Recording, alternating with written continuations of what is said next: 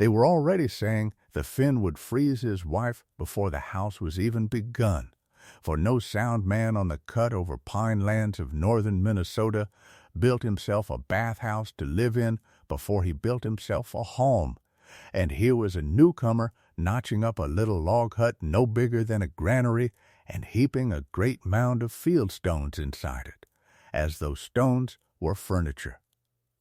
In the summer of 1889, on a stump-strewn 40 near a raw sawmill settlement called Birch Portage, Matti Koskinen built his savusauna first. It was the smoke sauna of his people, a small, tight, low-ceilinged log room with a heap of fire-blackened stones at its heart and no chimney at all, and when it was done, he and his wife moved into it and let the house wait for spring. Every forward-looking homesteader in that country had done the clean and modern thing, bought good milled lumber from the company, raised a proud single-wall house of painted board, set a fine iron stove in the middle of it, and stacked a great rick of cordwood against the winter. Here was the Finn, living in a bath, sleeping in a smokehouse, firing the thing each morning until the smoke rolled out of the door and blackened the logs like the inside of a chimney. He would be smoked like a ham or frozen like his own wash-water, they said, and his poor wife with him, and that was what came of letting backwards people onto good land. What none of them knew, and what the killing winter to come would teach them to their cost, was that Matti Koskinen's people had been building the sauna first for 1,000 years, in a country colder than any winter Minnesota could show, and that the great mound of stones at the heart of that little black building was a furnace a single armful of wood could charge with a full day and night of warmth, a stove that could not go out, because it was never truly lit. He had come to that country carrying an old knowledge and not much else. He was a broad, quiet, heavy-handed man of about 40, born on a small stony farm in the lake country of central Finland, where the winters ran longer and darker and crueler than anything the boosters of Birch Portage had ever wintered through, and where every farm, however poor, kept a savusauna standing in the yard. The low black building where the family bathed on Saturday, where the sick were nursed and the grain was dried, and where in the first hard years of any new farm the family simply lived, because it was the warmest building their world knew how to make. He had come over in the great tide of Finns in the 80s, worked 3 years in the copper mines and 2 more in the lumber camps, saving his wages the slow way, and married Lisa, a steady, capable woman from his own parish who had come out to cook in the boarding houses. When the company opened the cut over stump lands along the river to settlement, cheap because the pine was gone and the clearing was brutal, the Finns took them, and the Koskinens took their 40 among the rest, arriving in the spring with a wagon, a cow, a shaggy dog, a chest of tools, and a way of beginning a farm that not one of their American neighbors had ever seen or imagined. For among the Finns of that country the order of building was as fixed as the seasons, and it was not the house first. It was the sauna first, always the sauna first, built small and tight and quick before the summer was out. Lived in while the stumps came up and the fields were won, the house to follow in a year or two as God gave time. Half the townships of Finn country were settled exactly so, and no one in Birch Portage had ever once troubled to ask why. For Matti Koskinen knew one plain thing in his bones that the settlers around him had never had cause to think through, because they had always had cordwood and reckoned they always would. It was this, that a fire warms a man only while it burns, but a stone once heated gives its warmth back slowly, hour upon hour, long after the fire under it is dead. That stone is a bank for heat, taking in a morning's fire and paying it out all day and all night, The savusauna was built on that one truth. At its heart stood the kiwas, a great mound of hard field stones heaped over a low fire tunnel, tons of rock in a room hardly bigger than a wagon bed. There was no chimney. That was the strangest part to American eyes and the cleverest. On a firing morning, the fire burned for hours in the tunnel under the stones, and the smoke rose and filled the whole room and rolled along the low ceiling and out a small vent, and every wisp of heat the smoke carried soaked into stone and log on its slow way out, so that almost nothing of the wood's warmth was lost. A frame house stove roaring under a stovepipe. Through the better part of its burning straight up the chimney into the sky, the savusauna kept nearly all of it, in the one place a fire's heat could be stored, the stones. Then the fire was let die, the room was aired of its smoke, the vent and the low door were shut, and the charged mound stood radiating in the middle of the little room like a piece of the fire itself, too hot to touch at noon. Warm as a horse's flank at midnight, still holding at the next day's dawn. Thick, tight-notched logs and a low ceiling and a high threshold let none of it away. A house like that did not need a fire at night. It needed only its stones. But knowing that stone bank's fire is one thing and building the room that holds the bank is another. And every part of the little building was shaped to that one end by 1,000 years of cold.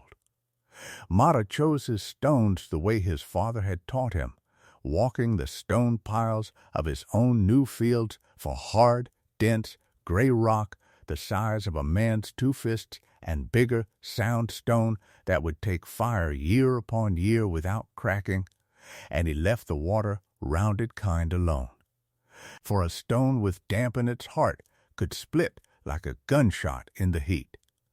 He laid the biggest into a low tunnel to carry the fire, and heaped the mound above it, stone on stone, until it stood waist high, and a man could feel the mass of it just standing near. Around it he raised his walls of full pine logs, notched tight and chinked with moss, on a sill banked with earth. He kept the ceiling so low a tall man must stoop, for warm air rises, and he meant it to have nowhere to go.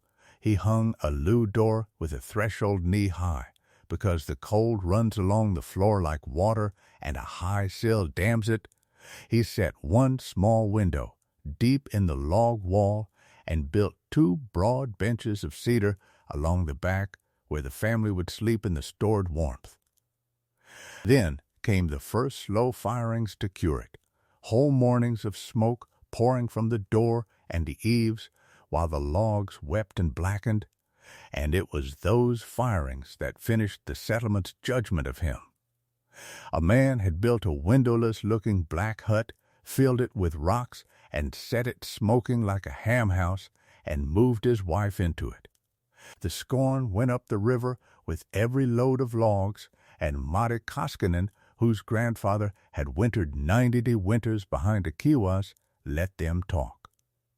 The mockery had a leader, and his name was Amos Culver. Culver was the townsite booster at Birch Portage and the agent for the mill company besides, a big, hearty, carrying-voiced man grown prosperous on the settlement boom, who sold the milled board every homesteader built with and held the finest house in the town, a proud 2-story frame house of clean-painted lumber and tall glass windows raised as a standing advertisement for the very goods he sold. It was Culver, more than any man, who took the Finn's building as a personal affront, for Koskinen had bought almost nothing from him, a few pounds of nails, a roll of tar paper, no board at all, and had raised his home, if you could call it that, out of the free logs of his own stumpland and the free stones of his own fields. That a newcomer should begin a farm without so much as $1's worth of Culver's lumber, and be content in a soot-black hut while better men went into debt for painted houses. Struck the townsite man as both an insult and a joke too good to keep. So he led the laughter and did it from the store porch with a booster's voice. The Finn was too backwards to build a house, he would say, so he had built himself a bath. Decent folk lived in houses and washed in tubs and did not keep their wives in a sweat hut like heathens. And Koskinen and his woman would be smoked out like hams by Christmas or frozen out by February and would come begging board off him yet. And the men on the porch would laugh, and it went round the country, the Finn at Birch Portage who lived in his bathhouse. The strangest part of it, and the part Matti Koskinen could never quite make them see, was that the proof of the whole thing stood plain up every creek in that country, and the settlement looked straight at it and never once made the connection. The Finns of the cutover had all built the same way. Up the river and back in the stumplands there were a dozen little black saunas standing first on a dozen raw claims, families living in every one of them while the fields were cleared, exactly as whole provinces of Finland had been settled since before there was an America to emigrate to. In the old country, generations had been born in the sauna. Because it was the cleanest and warmest room the farm had, the sick were carried to it, old folk wintered in it, and no one in living memory had frozen in one. Every Saturday evening the smoke went up from those little buildings all along the river, and the frame house men saw it and shook their heads at the sweat hut heathens. And not one of them ever stood in that smoke and thought to wonder why the one people in the territory who came from a colder country than this one, the one people who might be presumed to know the cold best, all built the same small stone-hearted building first, and slept their first winters in it, and came out whole every spring. Matti pointed it out more than once, in his slow, careful English, to men who heard the words and did not hear the sense, and went on laughing at the bathhouse while the bathhouses of Finn country quietly held more warmth than any frame street in town. Matti let them laugh, for a settlement busy laughing leaves a man alone to work, and there was a farm to make.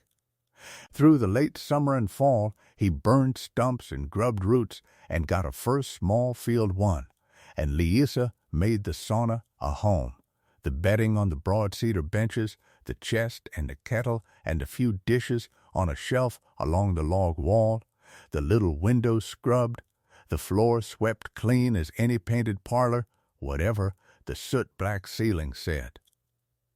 The firing settled into its rhythm, and the rhythm was the whole secret on display, had anyone cared to see it.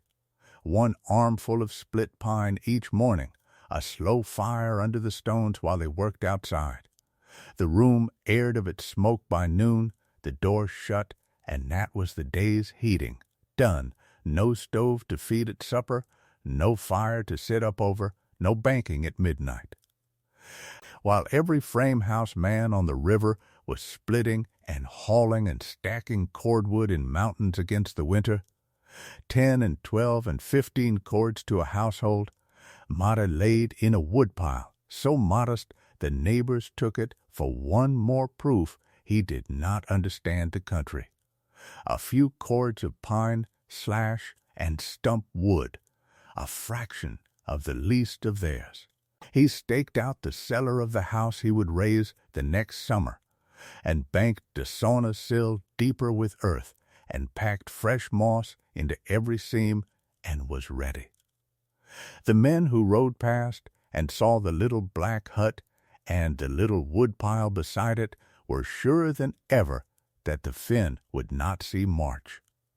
By the middle of November the country began to turn hard, and Matti Koskinen got his first real proof, though he was near the only man who marked it.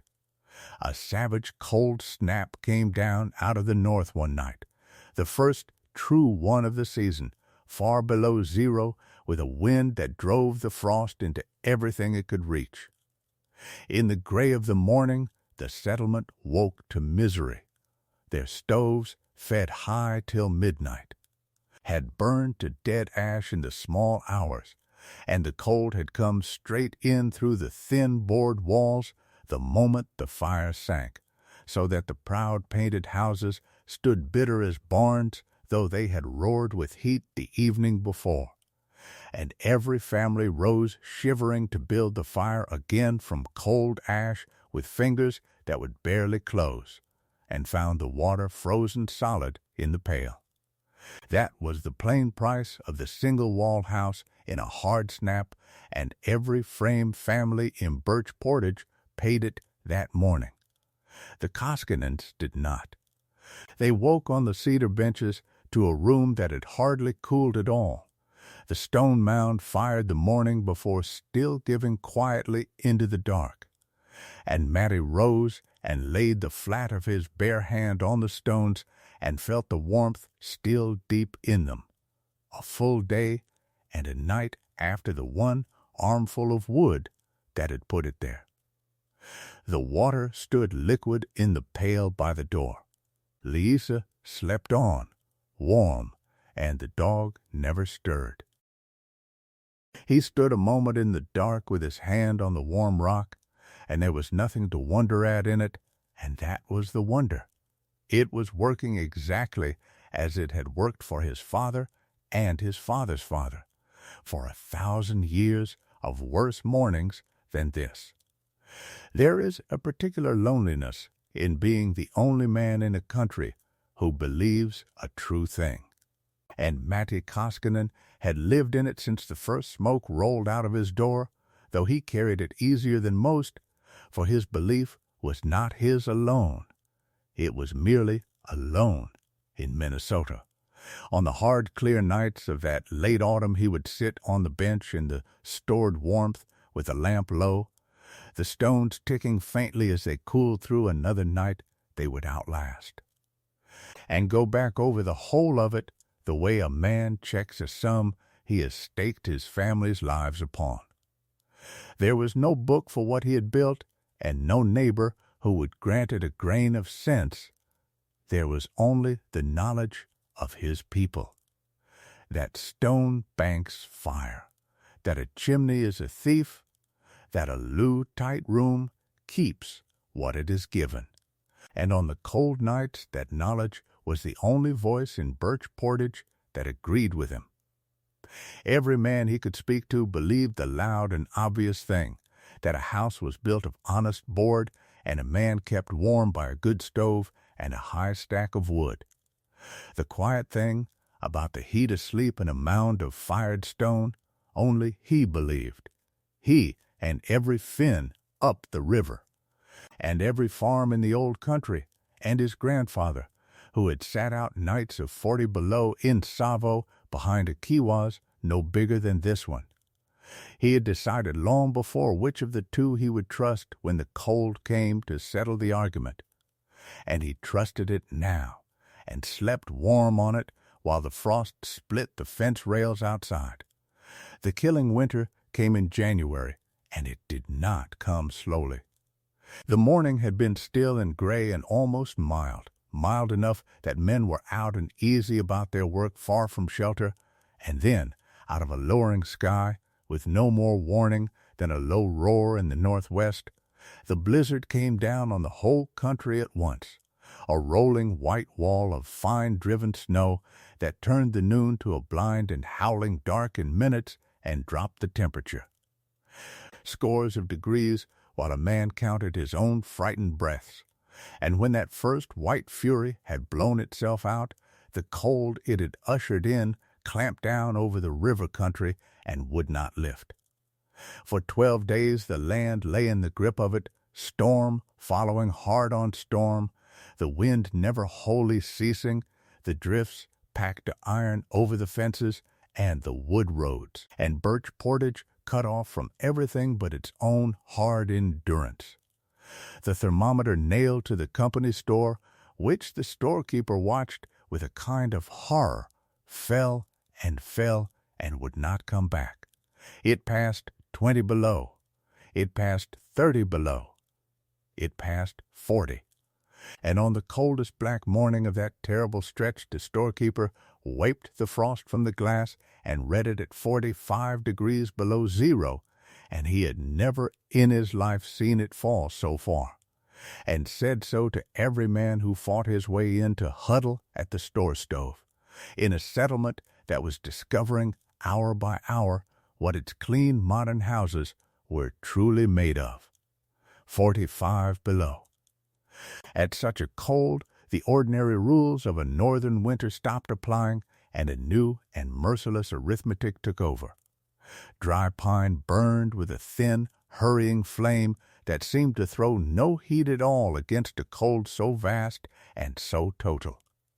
The homesteaders of Birch Portage, who had done the clean and decent and modern thing, and set good iron stoves in good single-wall houses of milled board, found out now what the modern way was worth at 45 below, that a thin board wall, however freshly painted, was scarcely a wall at all against such a cold, but let the frost drive straight through into the room no matter how the stove was fed, and that no woodpile, however high a man had stacked it in the golden autumn, stood high enough when the stove must roar day and night merely to hold the middle of one room.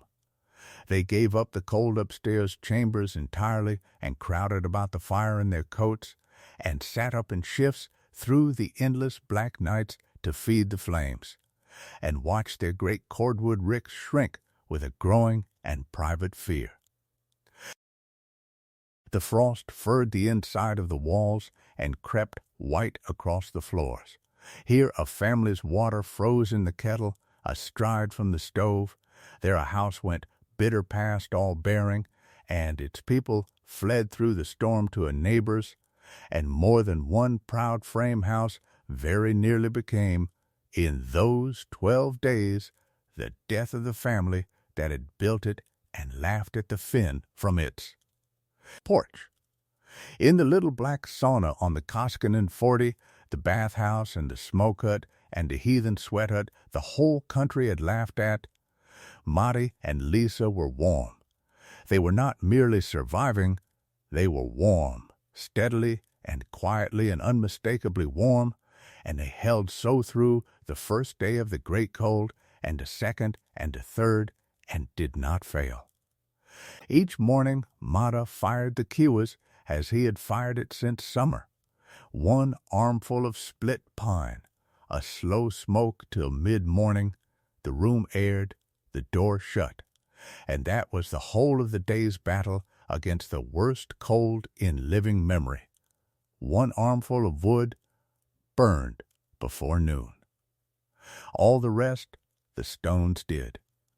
Through the howling afternoons and the black screaming nights, the charged mound stood in the middle of the room and gave its banked fire quietly back, and the thick tight logs and the low ceiling and the high threshold let none of it away.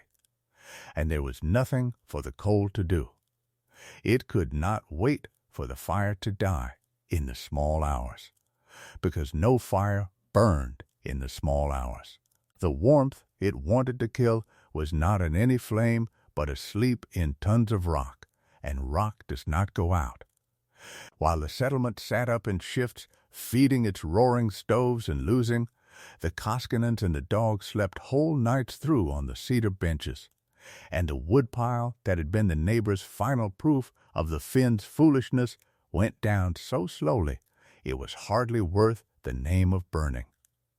Matti had brought a small thermometer out of his mine years, a plain brass-cased thing the pit captains used, and hung it on the log wall by the door, and on the coldest black morning of the whole terrible stretch, the morning the store glass across the buried flat stood at 45 below, he rose from the warm benches and looked at it in the gray dark.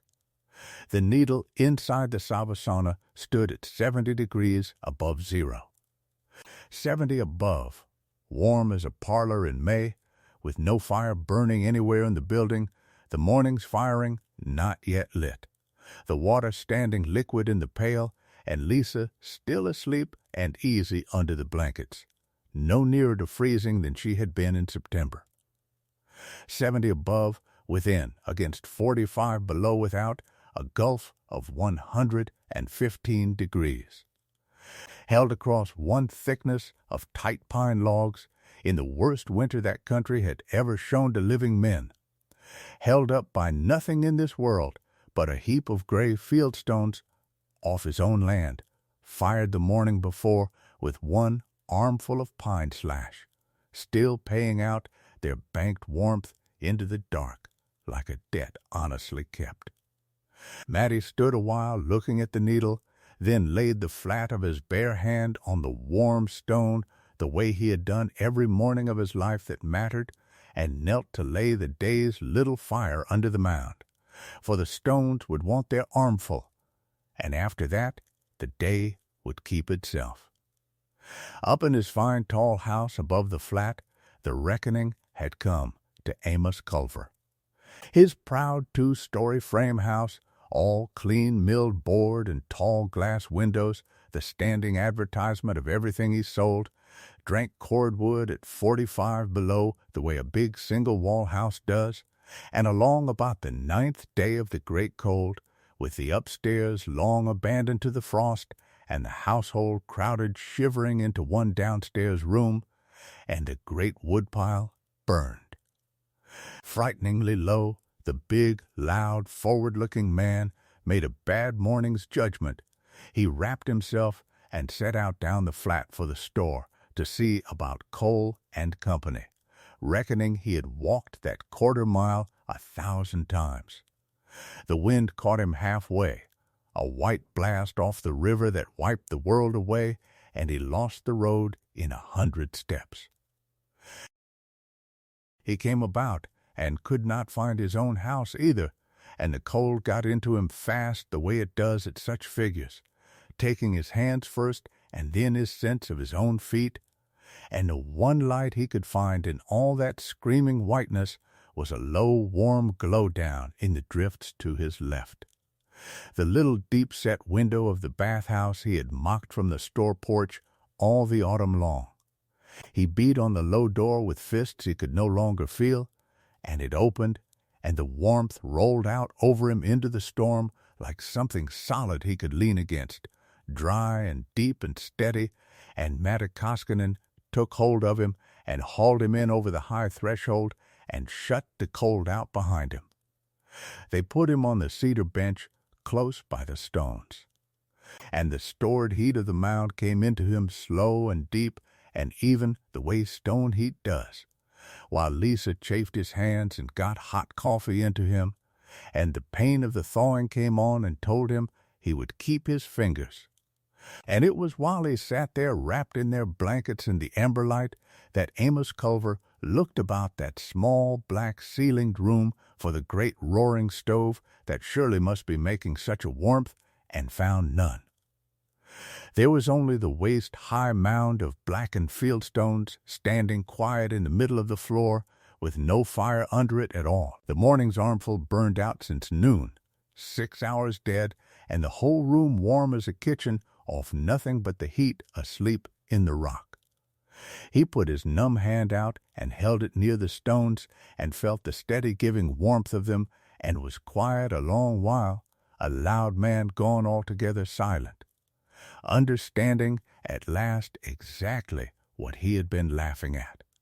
"There is no fire in it," he said, slow and low, as though it were an accusation he could not make stand. "You are keeping alive at 45 below on a heap of stones I would not have hauled for a fence." Matti said only that the stones had had their armful at daybreak and would hold till the next one, and that his grandfather had kept 90 winters so. And Culver, with the painful heat coming back into his hands, said lower still that he had been a loud fool about the Finn and the bathhouse both, and had said things on the store porch he had no business ever saying, and Matti Koskinen, who had no gloating anywhere in him, told him to move up the bench nearer the kiwas, for there was warmth enough in the stones for a fool as well.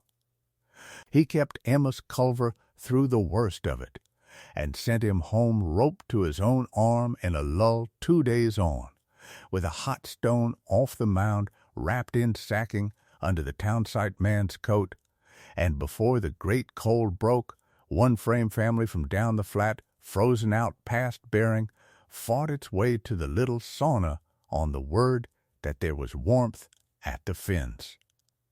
And the small black room, built for two, held them all, and stayed warm through the whole of it on the same one armful of pine a day, because the warmth was not in any blaze that could be burned down, but in the rock that gave nothing back to the cold.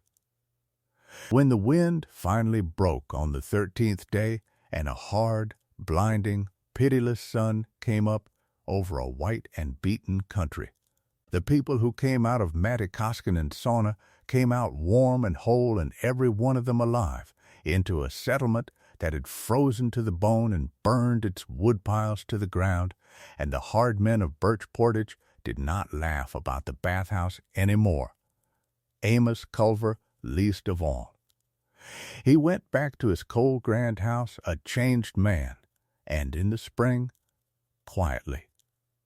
With no crowd about to see him do it, he walked out to the Koskinen 40 and asked the Finn to show him how the stones were chosen and the tunnel laid and the firing done, and Matti Koskinen showed him the whole of it as his father had shown him.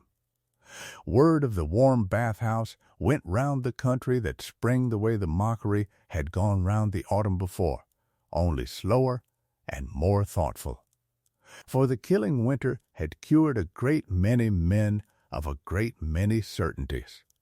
Some few of the settlers, the poorer, the humbler, the ones who had come nearest to freezing in their fine board houses, swallowed their pride and hauled fieldstone and laid up small stone-hearted rooms against the next winter, and blessed the trick ever after. Most did not. A man's pride in how his house is seen runs deeper, very often, than his memory of one bad winter. But the Finns of the cutover went on building as they had always built, the sauna first and the house when God gave time. And their little black buildings went on holding their people alive through winters that broke prouder houses, as they had held them for 1,000 years in the old country and would hold them for generations in the new.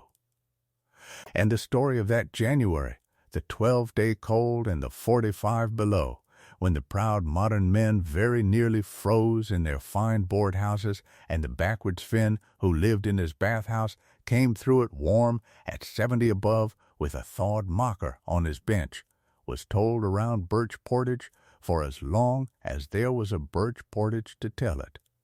They had called it backwards, the sauna built first, right up until the cold came and asked its one real question, whether there was any warmth in the house that the fire's dying would not take with it, and a thin board wall and a roaring stove had no answer to give, while a mound of once-fired stone answered it all night long. As the old Finn said, build the sauna first, and the house when God allows, for a fire keeps a man only while it burns, but a stone once heated keeps him till the morning.